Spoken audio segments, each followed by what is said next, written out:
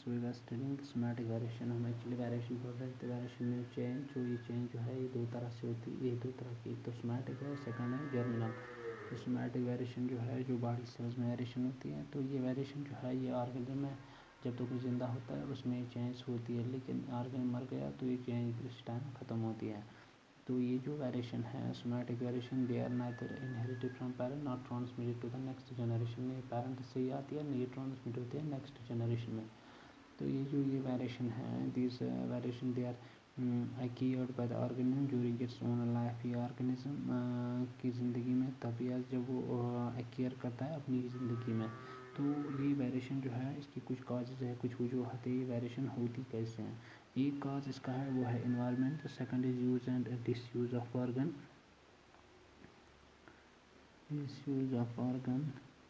Third variation जो है इसका वो है कॉन्शियस एफर्ट्स।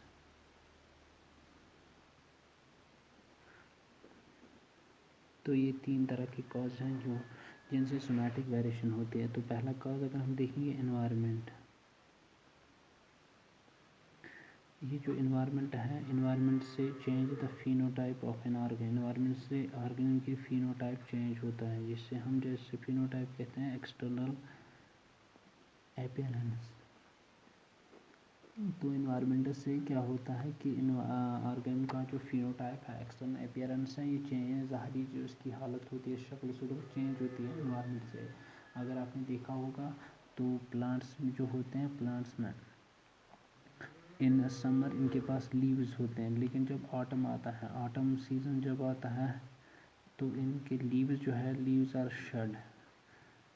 तो जो शक्ल उनकी इस समर में होती है बहुत अच्छे चलते हैं, उनके पत्ते होते हैं, लेकिन जब ऑटम आता है, खज़ान का मौसम आता है, अक्टूबर आता है, नवंबर, तो उस वक्त ये जो पेड़ होते हैं, दरख्त होते हैं, इनके ऊपर जो पत्ते होते हैं वो नहीं होते हैं। सो दैट मीन्स इनके जो चेंज होते हैं इससे एनवायरनमेंट से फिनोटाइप पे इफेक्ट पड़ता है, लेकिन ये चेंज ये ट्रांसफ़र नहीं होती है। लेकिन ये जो चेंज होते हैं एनवायरनमेंट से ज़्यादातर चेंज प्लांट्स पे पर इफेक्ट ज़्यादातर प्लांट्स पे पड़ता है as compare to the animals की बजाय प्लांट्स पे ज़्यादा इफेक्ट पड़ता है, क्योंकि प्लांट्स जो है वो एक जगह से दूसरी जगह मूवमेंट नहीं कर सकते हैं।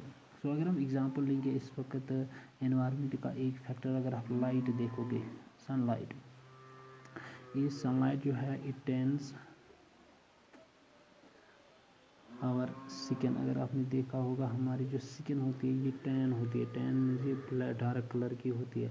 अगर हम धूप में बैठेंगे बहुत सारे टाइम के लिए, ज़्यादा टाइम के लिए अगर हम धूप में बैठेंगे तेज़ धूप में, तो हमारी जो ये होती है स्किन होती है, जिल्द जो होती है हमारी, वो काली पड़ जाती है, डार्क कलर हो जाती है बिकॉज ऑफ सनलाइट। तो अगर आप सनलाइट से फिर इस छाँव शेड में बैठोगे, छाँव में बैठोगे, तो वो जो स्किन का कलर होता है वो आहिस्ता आहिस्ता फिर से ठीक होना शुरू हो जाता है, वापस आता है अपनी वो वाइट कलर लाइट बन जाता है। लेकिन अगर हम धूप में ज़्यादा टाइम पे बैठेंगे तो लाइट से हमारा जो हमारी स्किन जो होती है, हमारी जिल्द जो होती है वो क्या काली पड़ जाती है। It is because of the light. Light is a environmental factor, ये एनवायरमेंटल फैक्टर है जिससे हमारी स्किन जो है ये काली पड़ जाए, डार्क पड़ जाती है। तो इसी तरह अगर आपने देखा होगा ये जो प्लांट्स होते हैं ग्रोन इन शेड और वीक, तो अगर आपने देखा होगा प्लांट्स जो है जो शेड में, जो छाँव में ग्रो करते हैं, जहाँ पे डायरेक्ट सनलाइट नहीं आती है, तो वो प्लांट्स क्या होते हैं, वो कमज़ोर होते हैं, वीक होते हैं।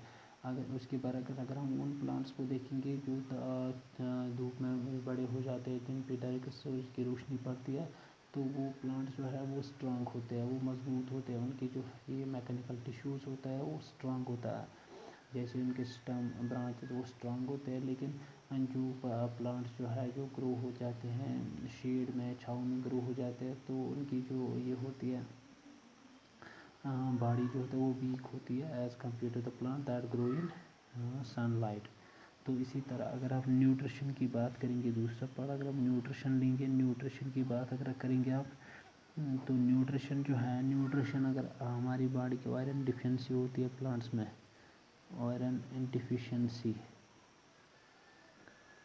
In plants causes chlorosis.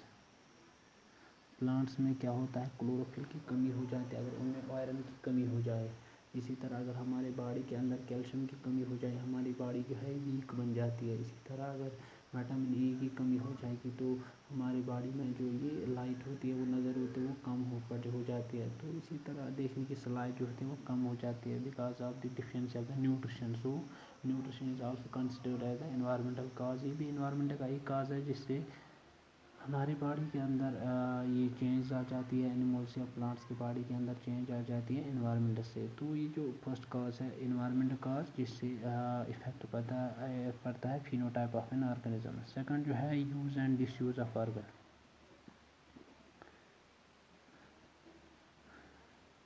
Use and disuse of organ अगर आप देखोगे use and disuse of organ में, तो जितना ऑर्गन हम ज़्यादा यूज़ करेंगे उतना ही डेवलप होता है, एंड जितना हम ऑर्गन को यूज़ नहीं कर सकते इतना ही डेवलप नहीं होता है। यानी जितना हम बॉडी पार्ट ज़्यादा डेवलप करेंगे यूज़ करेंगे उतना वो डेवलप होता है। जितना हम इसको कम यूज़ करेंगे उतना इस्तेमाल करेंगे उतना ही कम ही डेवलप होता है। जैसे हम ज़्यादातर राइट हैंड से लिखते हैं, जितना कम हम दाएं हाथ से करते हैं इतना हम बाएं हाथ से नहीं कर सकते हैं, क्योंकि दायां हाथ हम कंटिन्यूसली इस्तेमाल करते हैं। हम किसी भी चीज़ में काम करते हैं दाएं हाथ से। सो हमारा जो दायां हाथ होता है ये ज़्यादा डेवलप है as compare to the left hand, बाएं हाथ से। क्योंकि बाएं जितना यूज़ ऑर्गन का यूज़ होगा, ऑर्गन यूज़ होगा उतना ही डेवलप होगा, जितना ही कम यूज़ होगा उतना ही वीक हो जाएगा।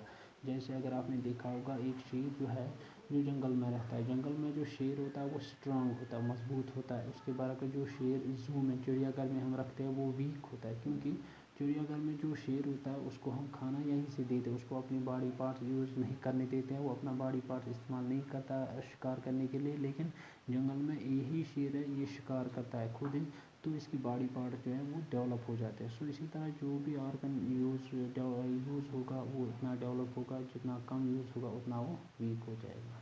तो this is the second cause of the somatic variation.